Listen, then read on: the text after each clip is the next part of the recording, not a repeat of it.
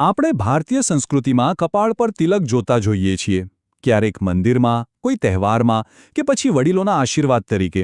પણ શું આપણે ક્યારેય વિચાર્યું છે કે આ માત્ર એક શણગારની નિશાની છે કે પછી તેની પાછળ કોઈ ઊંડો અર્થ પણ છુપાયેલો છે?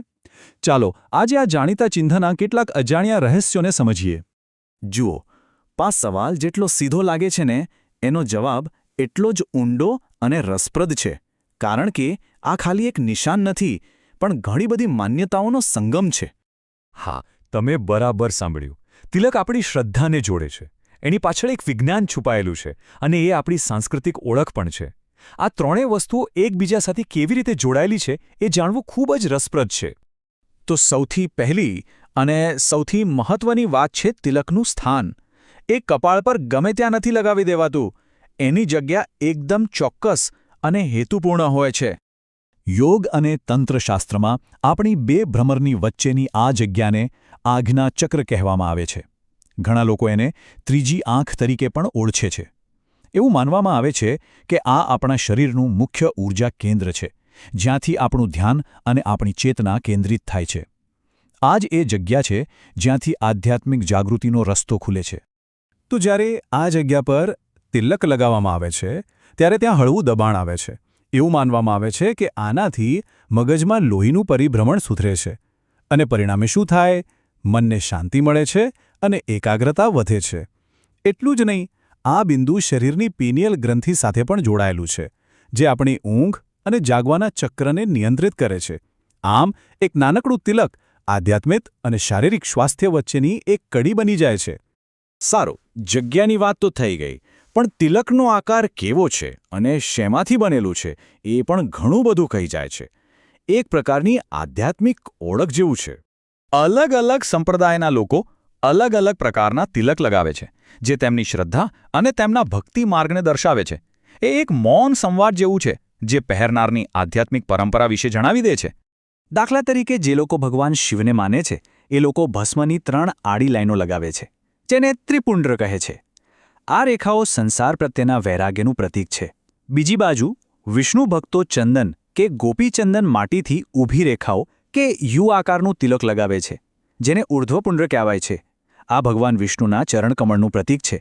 અને હા, જેઓ દેવી શક્તિના ઉપાસક છે, તેઓ કુમકુમનો લાલ ગોળ ચાંદલો કરે છે, જે શક્તિ, ઊર્જા અને સૌભાગ્યનું સૂચક છે. અને આ તો ખાલી મુખ્ય પ્રકારો છે હો. આ સિવાય પણ અસંખ્ય વિવિધતાઓ જોવા મળે છે.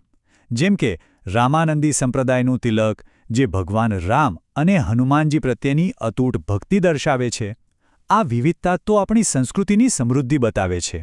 કેટલાક પ્રાચીન ગ્રંથોમાં તો એ સમયની સામાજિક વ્યવસ્થા મુજબ વર્ણના આધારે પણ તિલકના અલગ અલગ પ્રકારોનો ઉલ્લેખ મળે છે.